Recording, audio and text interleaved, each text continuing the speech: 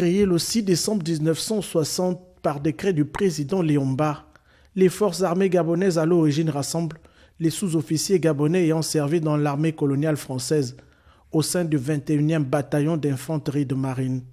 Des éléments qui constituent par la suite le premier bataillon d'infanterie gabonaise basé au camp Tchoréré. Que de chemin parcouru depuis le premier corps habillé de notre pays qu'était la gendarmerie en 1929 et dont je porte fièrement l'uniforme aujourd'hui. Que d'étapes franchies depuis notre indépendance et ce 6 décembre 1960, date à laquelle le président Léomba crée les armées du Gabon. En associant les témoins de l'histoire à cette commémoration, en ce lieu singulier et historique des forces armées gabonaises, le président de la République, chef suprême des armées, se livre à un devoir de mémoire et de gratitude dans l'intérêt supérieur de la nation. Je suis le médecin général Igo Jacques. J'ai 81 ans et j'ai 60 ans l'armée. J'ai été engagé en 1960. Je le vois, les forces armées à l'époque. Je le vois le camp Tchoréré qui était construit en vieille maison coloniale avec des parents en briques, en terre battue. J'ai vu l'évolution du camp. Je connais l'évolution de l'armée gabonaise. C'est la première fois que nous fêtons un anniversaire tel quel, parce que les autres fois, c'est passé sous silence. Mais c'est un grand honneur que je sois encore en vie pour voir cette fête. Commandé par le lieutenant Baoumar, le détachement des auxiliaires féminins qui voit le jour en 1962 inaugure une ère nouvelle pour l'armée gabonaise, enrichie d'une section parachutiste l'année suivante. Les nouvelles unités de la garde républicaine, du service de santé militaire, de la marine nationale, du bataillon des sapeurs-pompiers et du génie militaire marquent la montée en puissance de cette armée professionnelle et moderne, désormais engagée au service de la nation jusqu'au sacrifice ultime. L'armée gabonaise commémore ce jour ses 60 ans d'existence. En sa qualité de chef suprême des armées, pour cet événement exceptionnel, le président de la République a revêtu l'uniforme de la gendarmerie nationale, le tout premier corps habillé du Gabon, créé en 1929.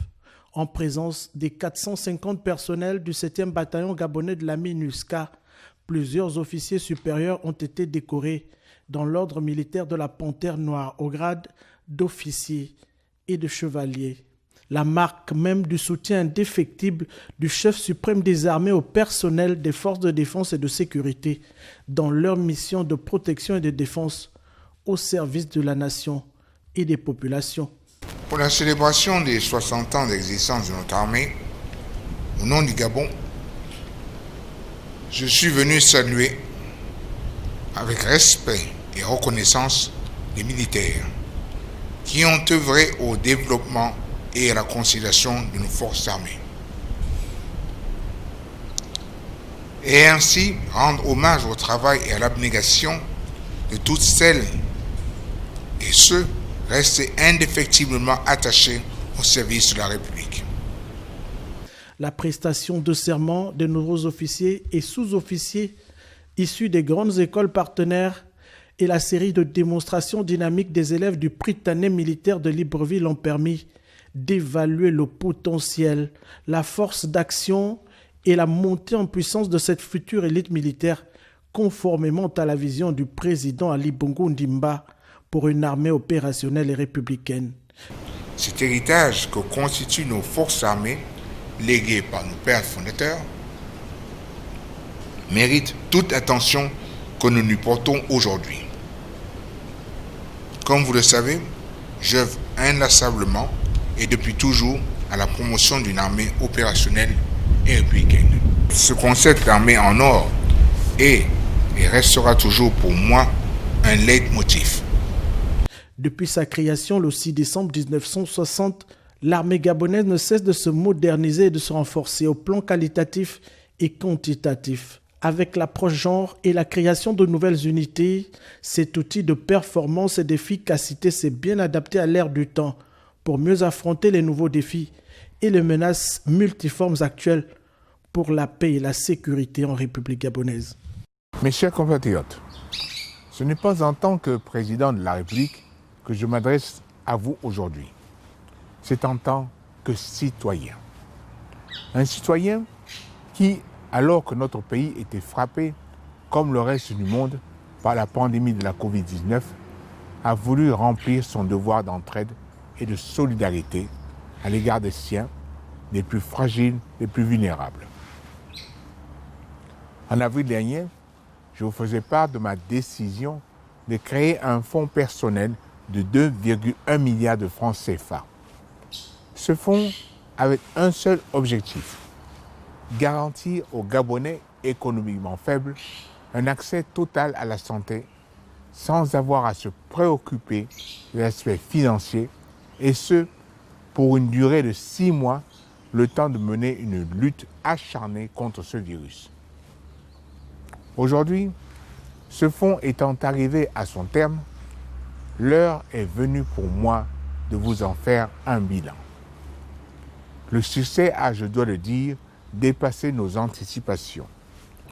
Durant 6 mois, ce fonds santé a permis de prendre en charge près de 350 000 Gabonais économiquement faibles, enregistrés à l'ANAGS. Dès le début du mois de septembre, les 2,1 milliards de francs CFA que j'ai injectés à titre personnel ont été consommés en totalité. C'est donc avec le sentiment du devoir accompli qu'en tant que citoyen, je tenais à m'adresser à vous aujourd'hui.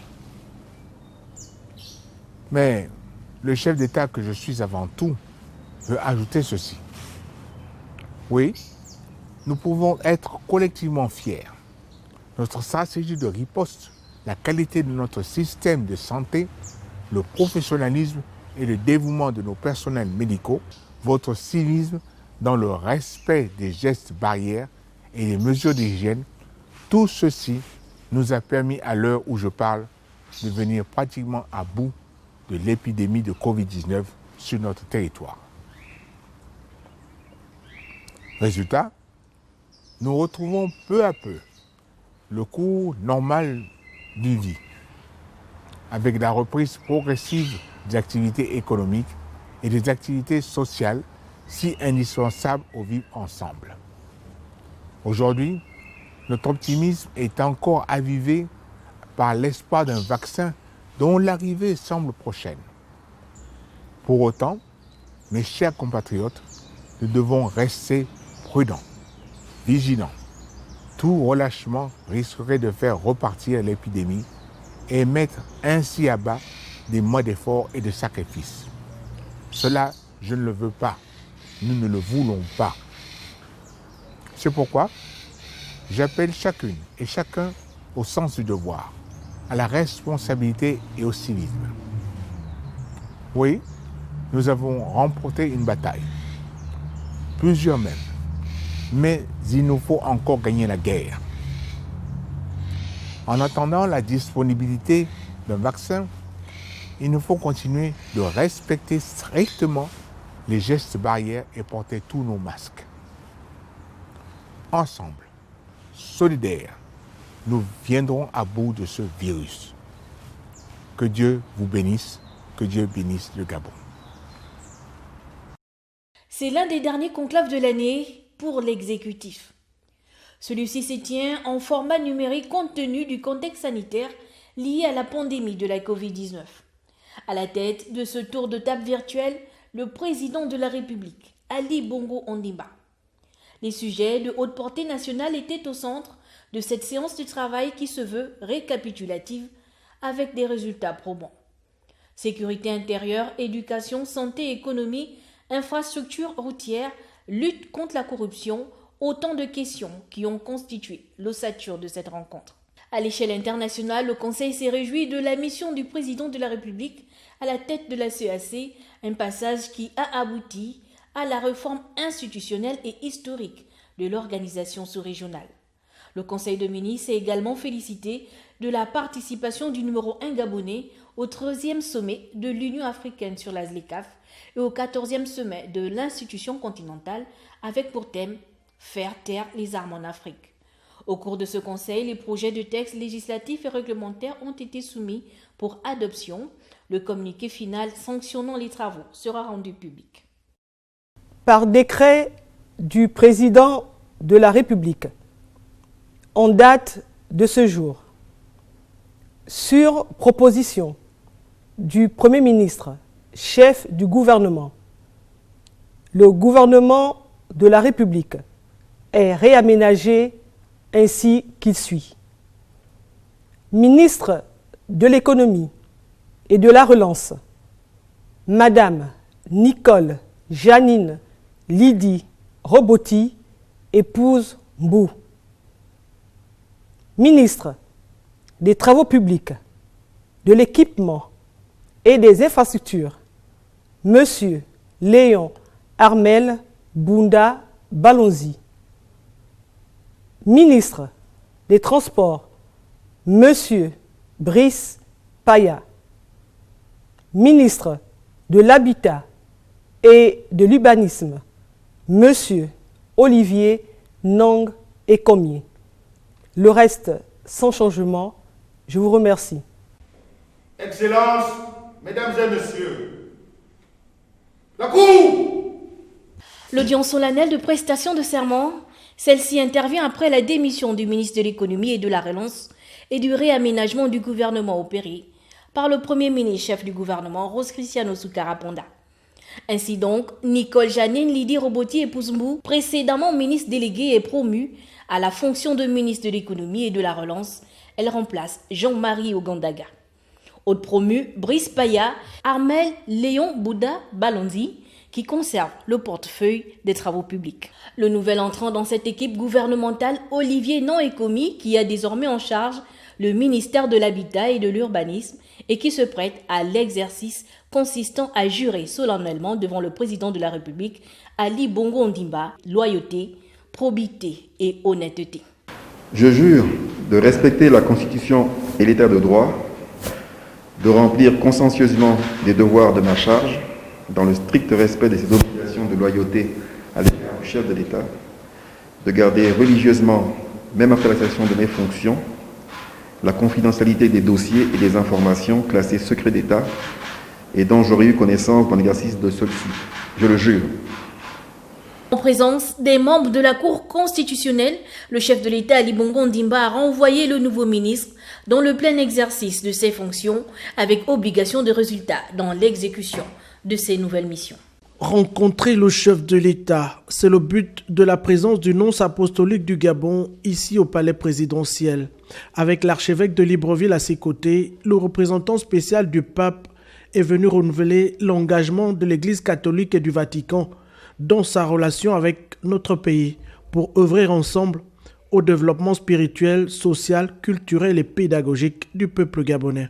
On a évoqué les bonnes relations qui existent entre les anciens et l'État gabonais et on a réaffirmé encore la volonté du Saint-Père et de Monsieur le Président de continuer dans cette bonne relation et encore d'étudier d'autres domaines de collaboration comme dans le domaine de la santé, de l'éducation et d'autres choses dans lesquels on peut travailler toujours ensemble pour, en faveur de la population des citoyens des catholiques. Et nous sommes tous les mêmes. C'était ça les sujets les plus importants qu'on a évoqués pendant l'audience que M. le Président nous a accordé aujourd'hui, à moi-même et à l'archevêque de Libreville, Monseigneur Ibaba.